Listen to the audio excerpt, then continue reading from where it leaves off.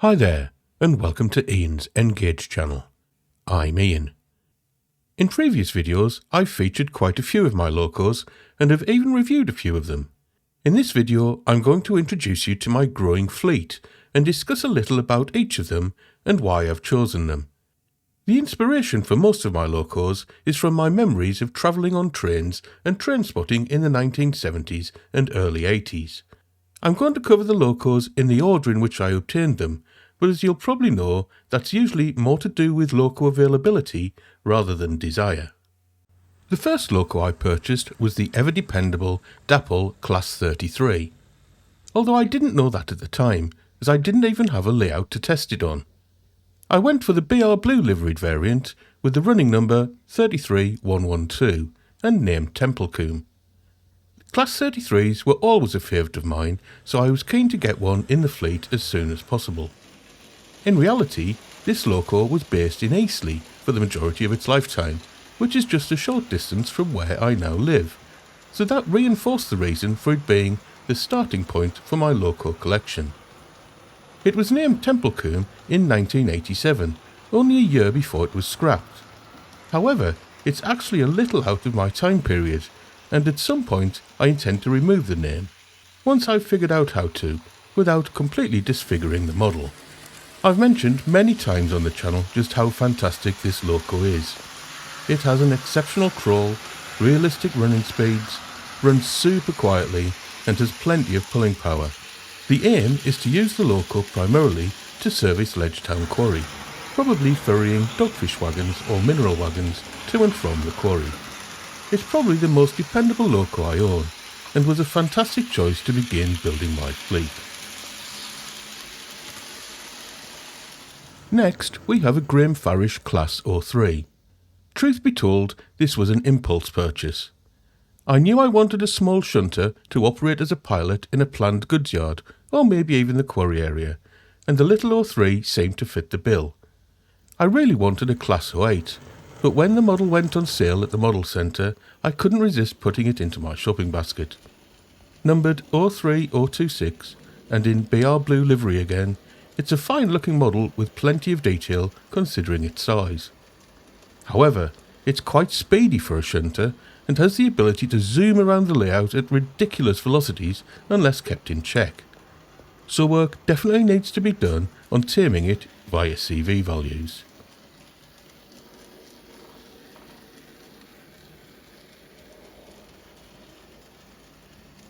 The loco is also relatively light, so it struggles to pull even modestly sized trains up inclines, which is a shame. For this reason, I'm unsure where it will be used on the layout at the moment.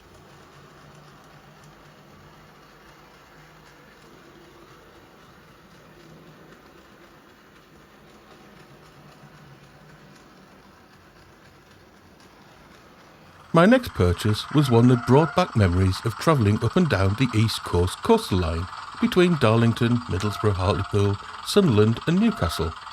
It's a sound-fitted Graham Farish Class 101 DMU in blue-grey livery. This was my first encounter with a sound-fitted loco since returning to the hobby, and I thought it was exceptional.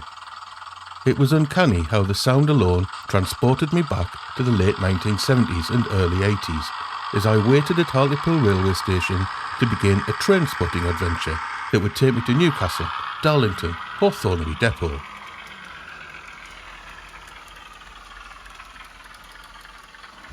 The model itself is nicely detailed and has very realistic running speeds which synchronise with the sound perfectly.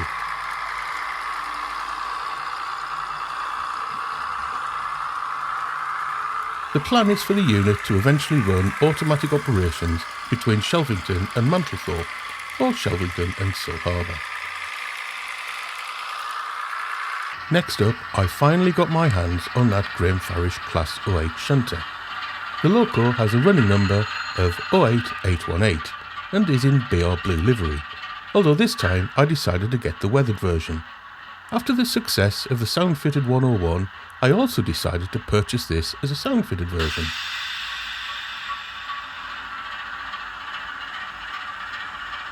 Now, the problems I've had with this loco have been well documented on the channel, so I won't go over them again, but now that it's running properly, it's a great little model.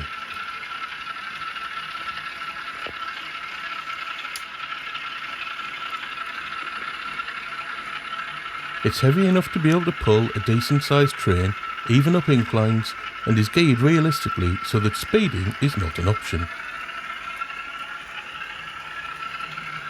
It's also nicely detailed, and is quite a good runner as long as you keep the track clean.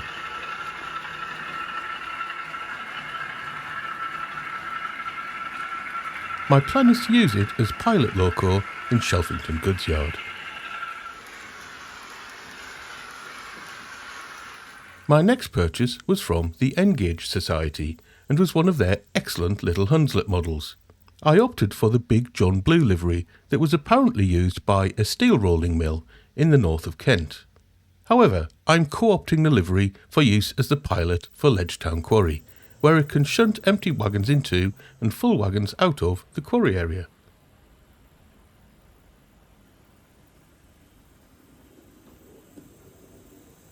The model itself is an electronic masterpiece, as it features directional lights, a flashing roof light, a stay alive capacitor, and excellent running capabilities, including a special shunt mode that makes it very easy to shunt the loco.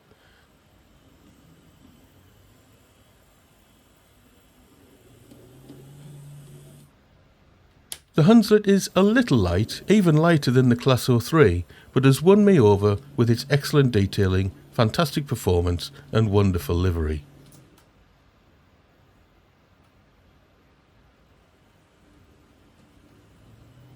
The loco doesn't actually have a name or running number, but I'll eventually be naming it Raymond, in memory of my dad.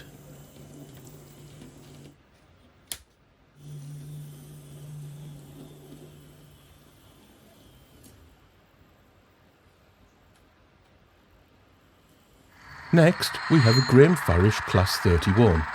Again, it's in BR Blue livery. You may be able to detect a theme by now, and again I went for the sound-fitted version. The model carries the running number 31109 and has the name Cricklewood, which was the depot to which the prototype was allocated.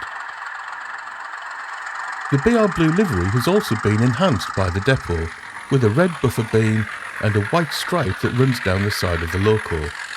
The white stripe is a nod to how Class 31s were delivered when first built. The name was given to the loco in 1987, so like Class 33 Templecoon, it will eventually be removed, and maybe I'll have a go at removing the white stripe too. I quite like the red buffer beams though. Like some other locos here, I have a soft spot for the Class 31s. There were quite a few of them assigned to Thornaby Depot, which was a place I visited many times during my childhood train spotting years. I have fond memories of wandering around the depot, eagerly crossing off numbers in my spotter's companion while trying to avoid being run down by various locos. In model terms, the Class 31 is very well detailed, is a fantastic runner and has great sound capabilities.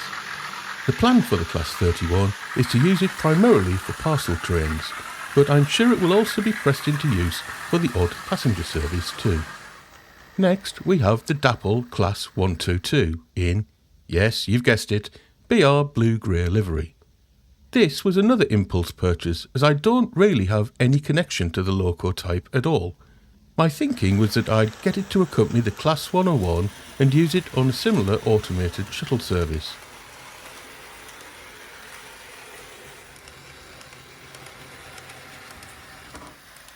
The model itself is very detailed, almost too detailed in fact, as without careful handling it would be simple to break pieces off without knowing.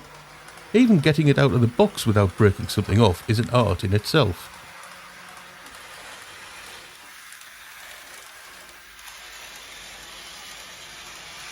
However, my main problem with the loco is that it's a terrible runner.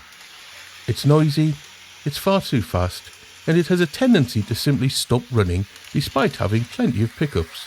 Maybe a good service and a tinker with the CV values will sort these issues out, but for the price we pay, these things should really work straight out of the box, shouldn't they?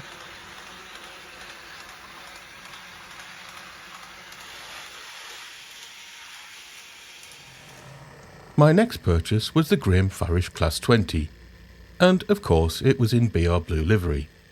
I couldn't resist adding this loco to my fleet once I found out that the livery would be one customised by Thornaby TMD. The loco sports white cab roof, red sail bar, the depot's kingfisher motif, an unofficial name of Redmire, and an official number of 20172. I know these livery changes were made in the 1980s, but I don't know exactly when. However, I don't care, as I'm invoking Rule 1 in this case and will be keeping the model unchanged.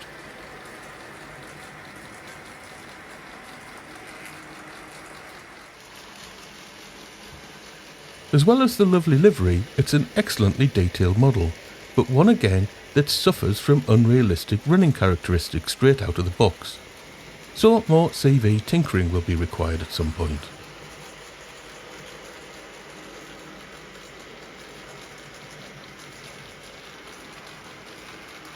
In terms of its job on Shelfington, I'd really like to team it up with a second Class 20 and use them to haul coal hoppers around.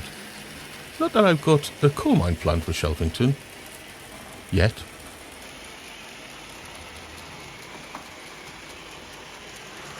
My latest addition to the fleet is a second Hunslet from the Engage Society.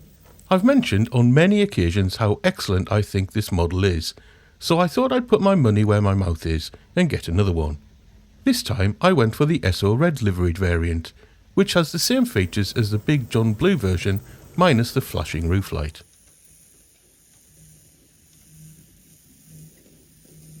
In news from the past, I used to work for SO many years ago, so I thought it was an appropriate livery to choose.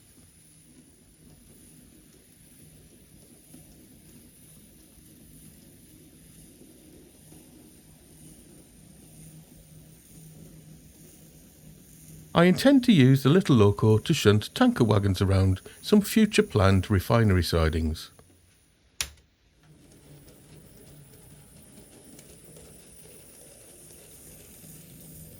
I also intend to name the loco Jean, in memory of my mum.